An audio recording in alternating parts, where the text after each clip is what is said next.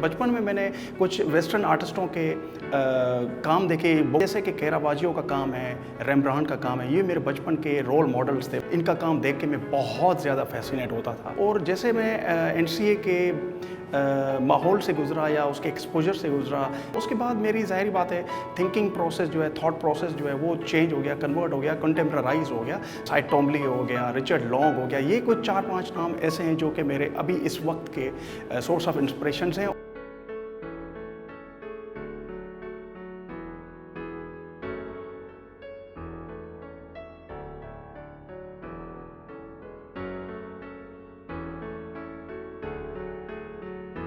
आज कोयल art gallery में मेरा सोलो शो की ओपनिंग हुई है और जिसमें मैंने 48 पेंटिंग्स डिस्प्ले की हैं। कॉन्सेप्ट है वो ये है कि ये एक चलता हुआ मतलब एक प्रोसेस है जो कि कुछ सालों से चल रहा है और मैं करता आया हूँ। और इसके पीछे जो सोच है मेरी करने की वो ये है कि जैसे चीज़ें हम बना रहे होते हैं नॉर्मल लाइफ में, तो एज एन आर्टिस्ट हम अक्सर चीज़ों को मतलब बनाते हैं और फिर उनको छोड़ देते हैं, चाहे वो मतलब किसी भी फॉर्म ऑफ आर्ट में हम देख लें। मगर मेरा जहाँ तक ताल्लुक़ है काम करने का, उसका मौजू रेमनेंट्स ही मैंने इसलिए रखा है कि वो काम जो है वो एक अक्कासी करता है ऐसी चीज़ों की जो कि आपको लगेंगी कि कुछ चीज़ें बनाई गई थीं और उनको फिर मिटाया गया है या उनको तोड़ा गया है या उनको बिल्कुल ही मतलब असल शक्ल से उनको हटाया गया है। उस हवाले से मैं ये काम मतलब कर रहा हूँ। और हर एक पेंटिंग की जो मेकिंग है वो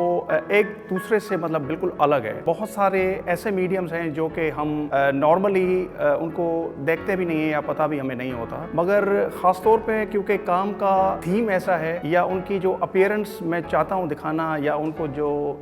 बनाने के हवाले से मैं सोचता हूँ, तो मुझे चाहिए होते हैं कुछ ऐसे मीडियम्स, मटेरियल्स जिनकी वजह से, जिनकी हेल्प से मैं इनकी जो शक्ल है वो असल शक्ल से हटा सकूं या उनको मिटा सकूं। अब मीडियम्स में जिस तरह से मतलब कुछ चीज़ें ऐसी होती हैं जो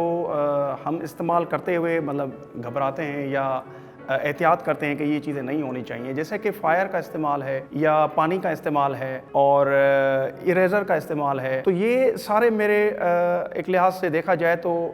टूल्स भी हैं और मीडियम्स भी हैं। असल शक्ल मैं बनाता हूँ और फिर उनको रिसाइकिल करके उनको उनकी बिल्कुल असलियत से हटाता हूँ और उनको बिल्कुल ही मिटा देता हूँ। फिर उनकी जो शक्ल नज़र आती है जो कि मेरे लिए वो आखिरी काम होता है, बिल्कुल फाइनल काम होता है, वो ऐसा होता है कि वो किसी आसार कदीमा की तरह की मतलब वो शक्ल अख्तियार कर लेते हैं। या वो चीज़ें जो मुझे पर्सनली नज़र आती हैं मेरे आसपास के इलाकों में, तो वो मैं खुद भी मतलब उनको देख के या वो लगती हैं कि मतलब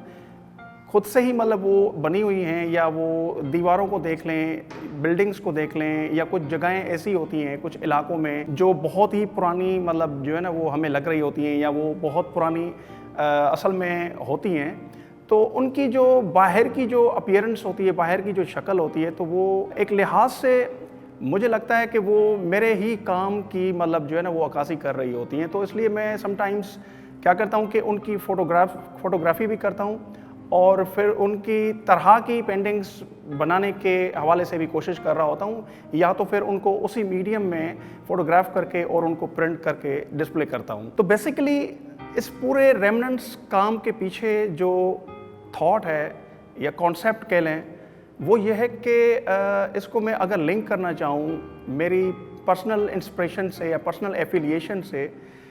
कि मेरे जो एक्सपीरियंसेस रहे हैं पर्टिकुलरली इस ओवरऑल काम के हवाले से, वो ऐसे है कि ये काम मेरे दिमाग में या मेरे एसोसिएशंस में तब आया जब मुझे ये रियलाइज़ होने लगा, जब मैं अभी एमए विजुअल आर्ट्स कर रहा था एनसीए में, तो वहाँ पे काम के दौरान कुछ चीज़ें एक्सप्लोर हुई और वहाँ पे इरेज़र और कुछ इस तरह की चीज़ों का इस्तेमाल जब मैं कर रहा था या मुझे ज़रूरत पड़ी इस्तेमाल करने की, शुरू में छोटे स्केच बुक्स पे हम ड्राइंग्स कर रहे होते थे, एक्सरसाइजेज मतलब जो ना वो मिल रही होती थी, तो हम कोशिश करते थे कि बिल्कुल बिल्कुल सही बने। अगर नहीं बनती थी तो हम इरेज़र का इस्तेमाल करते थे। हम बार-बार बनाते थे और वो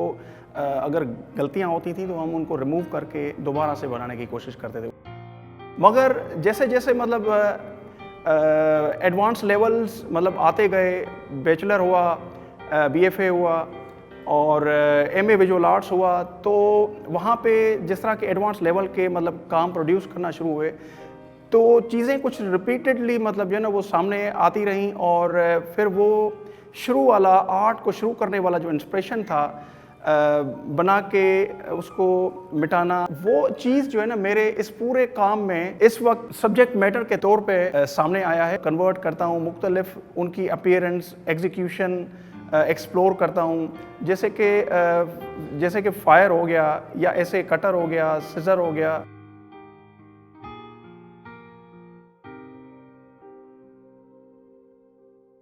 मेरे इसमें 5-6 काम कुछ ऐसे